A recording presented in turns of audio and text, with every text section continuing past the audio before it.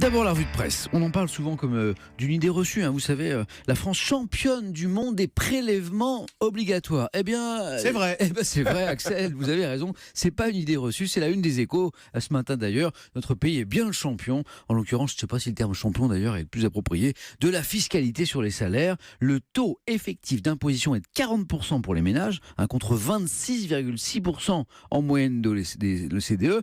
Taux effectif d'imposition, donc il faut comprendre le total des prélèvements fiscaux et sociaux. Et l'économie, c'est le fil rouge ce matin dans vos journaux. L'opinion s'inquiète de ce qui est à l'œuvre dans cette présidentielle, la revanche du politique sur l'économie. Ça fait des dizaines d'années que les dirigeants français, écrit l'opinion, avaient fini par comprendre que les emplois étaient créés par les entreprises et qu'il relevait de la mission de l'État de construire un climat favorable à leur développement. Mais voilà, la poussée de Mélenchon, de Le Pen, des petits candidats aussi, dont les programmes, selon l'opinion, ont ceci en commun qu'ils présentent une méconnaissance des mécanismes de l'entreprise ou un refus absolu de les prendre en compte. Le Figaro ne dit pas autre chose ce matin, mais charge surtout Jean-Luc Mélenchon, le délirant projet du Chavez français, c'est la une du journal ce matin, qui s'inquiète de son programme prévoyant une hausse de 270 milliards des dépenses publiques et d'un coup de massue fiscal aussi de 120 milliards.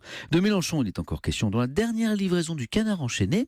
Mélenchon qui déborde, vous le savez peut-être, le candidat socialiste Benoît Hamon. Hamon passe sous la barre des 10%, se met en pétard. Du coup, le Canard lui fait dire « Je vais le fumer, le mélanchichon ». David, vous nous parlerez d'ailleurs dans un instant de la descente aux enfers. Absolument. De Benoît Hamon.